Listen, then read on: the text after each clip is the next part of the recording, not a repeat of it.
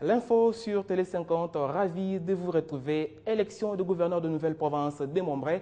La majorité présidentielle est catégorique. Tous ses membres ayant déposé des candidatures sans l'aval préalable de leur famille politique sont d'office auto-exclus. C'est l'annonce faite ce samedi à Kinshasa devant le professionnel de médias par Alain Atundu, porte-parole de la majorité présidentielle. Quant au dialogue politique en vue, l'AMP réitère son appel à la conscience républicaine et démocratique de chacun.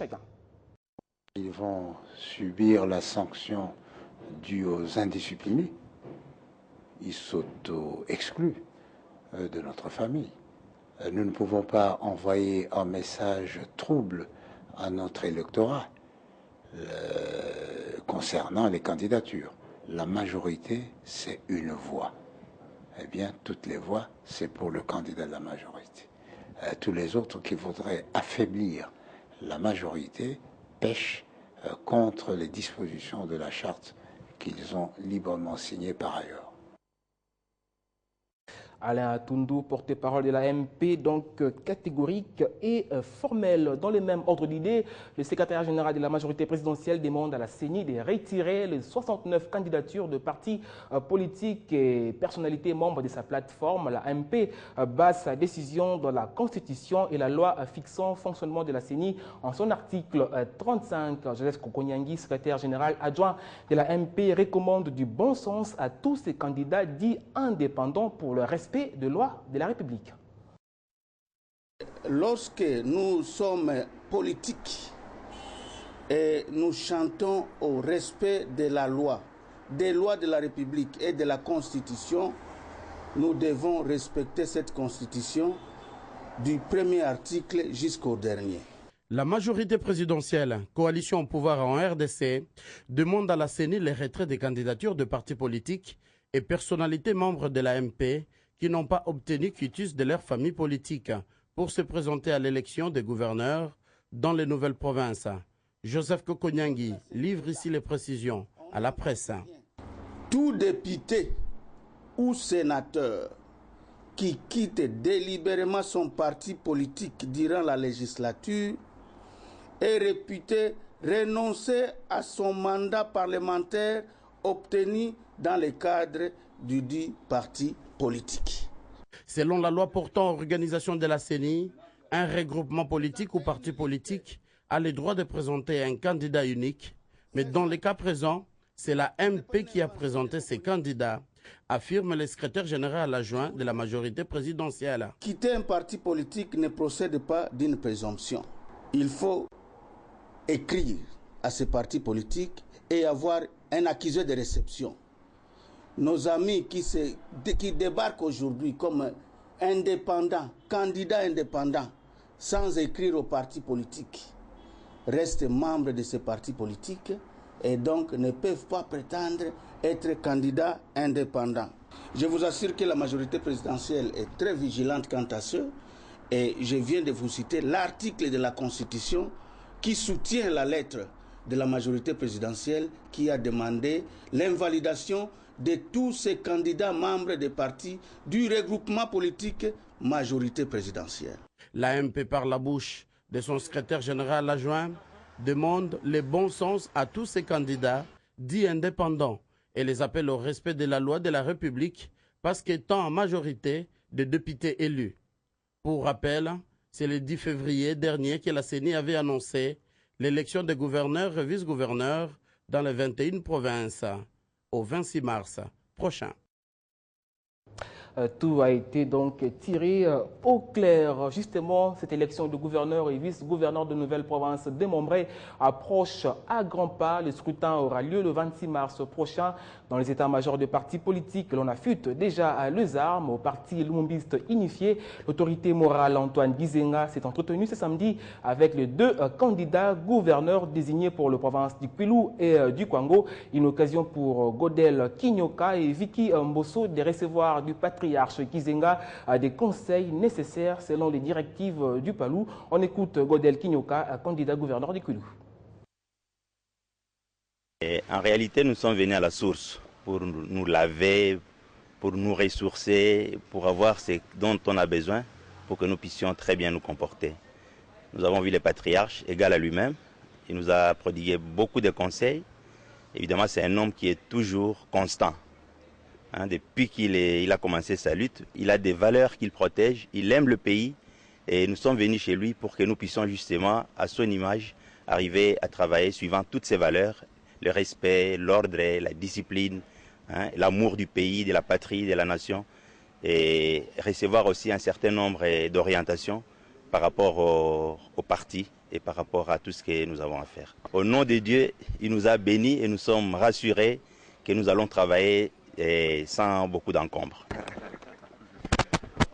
Donc voilà, bonne chance, messieurs. D'un parti à un autre, le PPRD a organisé ce samedi une séance académique au programme la vulgarisation du plan stratégique national de développement. Occasion pour le directeur du cabinet du chef de l'État, Néhémie Mouilania, d'appeler ses camarades du parti de s'approprier du contenu de cet instrument qui relance le chemin du développement de la RDC. Suivez ce reportage de Nadia Foutila. C'est dans la salle de cet hôtel de Kinshasa où se tient le traditionnel café politique du PPRD qu'a lieu cette rencontre de sensibilisation sur le plan stratégique national de développement, la nouvelle recette du chef de l'État Joseph Kabila. Cadres et militants y sont présents. Néhémie Mouilania, déjà à la manœuvre lors de la présentation officielle de ce plan, répond aux préoccupations de son auditoire. Il nous faut la stabilité politique. Il nous faut la stabilité économique.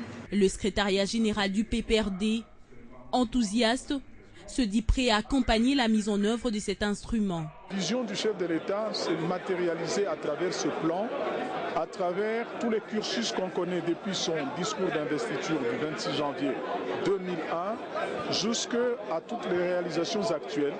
Ici, c'est du cru, de l'intérieur, de façon endogène, que les Congolais se projettent dans l'avenir avec le chef de l'État qui nationalise toutes les étapes qui mènent ce Congo à une plus forte croissance. 3 couleurs, le vert, le bleu et les jaunes symbolisent les axes fondamentaux du plan stratégique de développement. Nous avons d'abord la couleur jaune qui est la couleur de l'industrie. Nous avons la couleur verte qui est la couleur de l'agriculture et nous avons la couleur bleue qui est la couleur de la finance. Ce qui explique qu'on doit conjuguer les efforts autour de ces 3 secteurs porteurs pour que l'émergence dont nous souhaitons soit d'abord créateur d'emplois. Plusieurs recommandations ont suivi ces échanges. Dans la traduction de ce plan stratégique en 4 langues nationales, question de faciliter l'appropriation par un plus grand nombre. Je le disais en titre, l'Union nationale de la presse du Congo, section Kinshasa, a tenu ce samedi 27 février sa réunion annuelle à l'intention de professionnels de médias de la capitale. Plusieurs sujets ont été abordés. À l'occasion, le président de cette structure, Jean-Marie Kassamba, et le comité directeur ont procédé au lancement de la campagne pour l'acquisition de nouvelles cartes de presse édition 2016-2017. Autre point abordé, la présentation des stratégies pour la gestion des intérêts de la presse ainsi que la protection sociale des journalistes.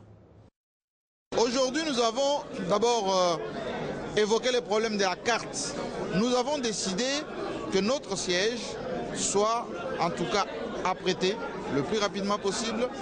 Aussi, la mutuelle des journalistes doit être mise en place pour permettre à nos confrères et consoeurs, en cas de problème, qu'on puisse leur venir en aide.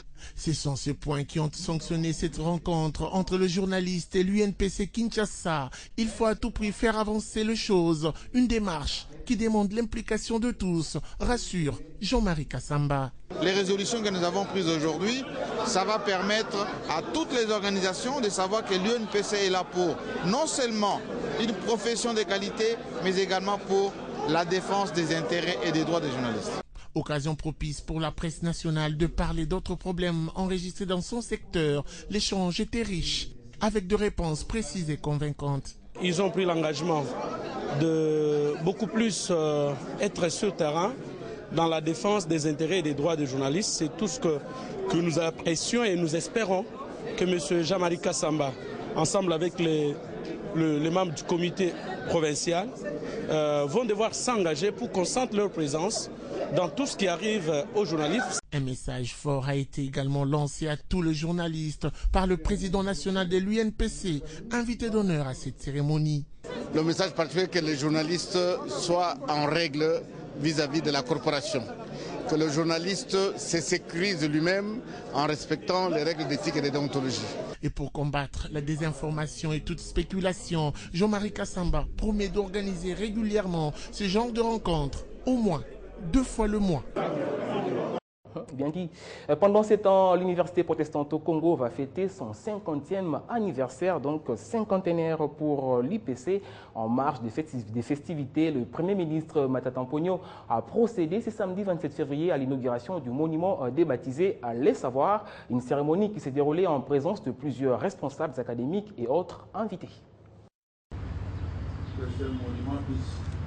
C'est sur cette prière du président de l'église de Christ au Congo que débute la cérémonie inaugurale du monument Le Savoir. Une occasion pour Daniel Ngoy, recteur de cette université, d'exhorter les étudiants au reflet de la sagesse, à l'instar du roi Salomon, une référence pour le concepteur. Tous ces monuments représentent la sagesse. Et le message que je lance aux jeunes qui étudient, c'est que malgré les différents diplômes qu'ils vont avoir, qu'ils soient gradués, licenciés, docteurs, s'il n'y a pas de la sagesse, tous ces diplômes ne vaudront rien. Vient le moment de la présentation de l'œuvre d'art. L'artiste décrit les circonstances de la réalisation du fruit de ses mains. La colombe se posait alors sur le monument. C'était feu Mulumba Lukoji. 25 ans après, c'est encore le Premier ministre. C'est un cycle. Et cette fois-ci, la colombe est lâchée. Ensuite, c'est le dévoilement de l'œuvre d'art par le Premier ministre. J'ai suivi l'artiste. Il a parlé de lui d'abord comme ami du savoir. Ça m'a touché. Au-delà de son amitié pour le savoir, il incarne l'action du gouvernement. Et aujourd'hui, c'est le couronnement de toute son œuvre sur les terrains à travers le gouvernement. Et nous pensons que cette œuvre-là s'étend jusqu'à l'université protestante. Cette cérémonie n'est que le départ de plusieurs activités dédiées au cinquantenaire de l'université protestante au Congo durant toute l'année 2016. Un invité dans ce journal, le professeur Pierre Kassengedia, directeur général de l'ISIPA, premier vice-président et porte-parole d'OICO, c'est l'ordre d'informaticiens du Congo. Bienvenue. Bonjour, d'abord petite rectification, je suis le directeur général de l'ISTA. De l'ISTA, ok, merci. ISTA, donc l'Institut supérieur des techniques appliquées. Merci d'être avec nous sur ce plateau. Vous venez nous parler d'un événement prévu ce dimanche. Lequel? En fait, je viens vous parler en ma qualité de premier vice-président de l'Ordre des informaticiens du Congo et porte-parole. Demain, nous allons avoir l'Assemblée générale des informaticiens du Congo. Et comme ordre du jour, c'est la nouvelle mise en place du Conseil national. Mise en place consécutive au retrait du professeur Viduboulou, qui jusqu'à présent était notre président.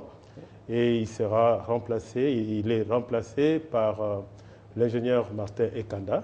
C'est une icône que vous connaissez, je peux dire un pionnier de l'école informatique de notre pays. Tout à fait. Et il y a d'autres personnes qui seront nommées. Et demain, on va pouvoir annoncer tout cela. Alors, Assemblée générale de l'OICO, est-ce que la structure existe depuis longtemps ou ça a été créé assez récent? Non, ça existe. Nous avions plus d'une année.